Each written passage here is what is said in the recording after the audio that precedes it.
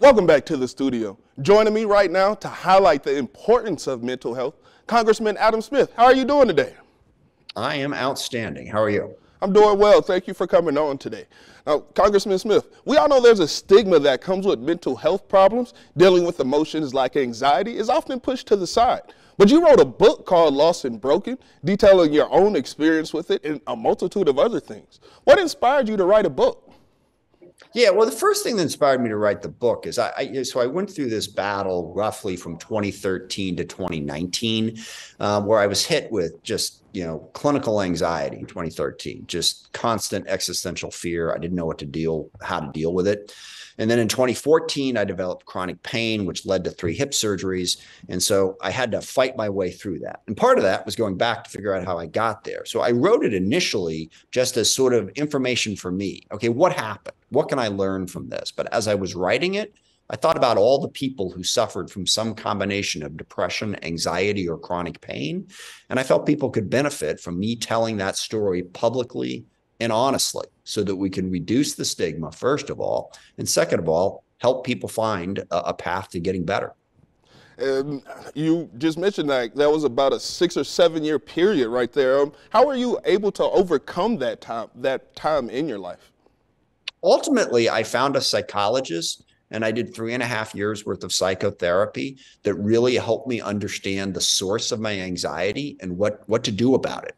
It took that long to really understand, because I hope people, it's hard to understand. Anxiety is different than stress.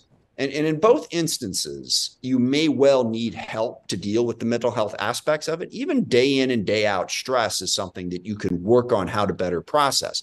Anxiety, clinical anxiety, comes from stuff that you have suppressed, trauma from your childhood, maybe issues that you're not honestly dealing with. That was the help I needed. Then on the physical side, I found a muscle activation therapist who taught me something that so many physical therapists hadn't taught me. Muscles don't just need to be strong and flexible, they need to be activated. There's a long explanation of that, but Google muscle activation techniques. Muscle activation, it took about 9 months to get my muscles back going again. Saved my life. Well, saved me from a life of chronic pain. Let me put it that way. Yes, Congressman Smith, other than the Google search that you just mentioned, do you have any advice for anyone dealing with chronic pain or anxiety or depression or anything in general? Absolutely. I mean, first of all, like I said, on the physical side, look into muscle activation. I think that can be a key in trying to deal with some of the pain. Basically, even if, and I've got a lot of things wrong with me. I had a knee surgery when it's funny. I was in the airport the other day. I'll tell this story quickly. And I was asking which line to be in. Well, you can be in this line if you're for this, but if you have any other issues, I said, I got a whole host of issues, but in terms of me getting my bag checked, I just got this one right now. No, but I had knee surgery when I was a kid and my body got out of whack. I didn't rehab it. So I've got, an arthritic knee, my hips were impinged, all kinds of different things. But if your muscles are working well, those things are not anywhere near as painful. So that's on the physical side. The mental side is understand, number one, like I said, the difference between stress, the basic stresses and strains, ups and downs of life versus actual depression or anxiety. Now, both will require some attention. And then the basics of it, the one piece that I was missing, and the reason I went through, a dozen different psychologists and psychiatrists before I finally got help, the baseline of mental health is you have to have a sense of your own self-worth, okay? Self-worth that is not tied to whether or not you're good at things. I'm not talking about, well, I have a sense of self-worth because I think I'm good at my job, or I'm a good father, or, I won my fantasy football league, or whatever, okay?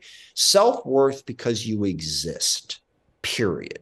And to understand what that means and what in your life might have disrupted it. That baseline is what my psychologist taught me.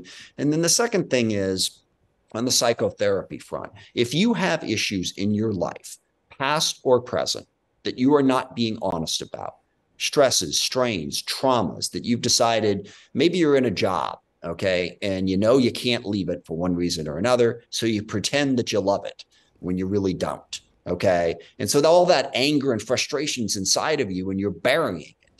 That's what can trigger anxiety and depression. Or if you've had trauma from your childhood, and this, I'm going to emphasize this point. I've got other things, but this is a really important point. So I'm going to emphasize it and then let's move on to the next question. If you've had trauma in your life, going back and opening up that trauma and dealing with it and getting to that cliche of closure is crucial to reducing anxiety and depression. And there's a lot of science now about ways to do that, ways to bring forward that trauma, truly experience it and deal with it. For a lot of service members, I'm on the Armed Services Committee in Congress, post-traumatic syndrome, that can be triggered by a lot of those issues. And there are things that are really working now by helping those service members deal with the trauma so that they can get past it. So those are the two baselines. Deal with your trauma, make sure you have a sense of self-worth. Well, Congressman Smith, I want to thank you so much for taking some time out of your day and highlighting the importance of mental health and giving two very good, important tips to the Western Slope. Greatly appreciate it. Thank you. I appreciate the chance. It's a really important topic. And again, it's why I wrote the book. And the final point I always like to make, if you're suffering from mental illness, understand help exists. There is treatment out there that can make you better. That's something that I really doubted. I thought, this is just the way I feel. I can't change the way I feel. Yes, you can. You can find help.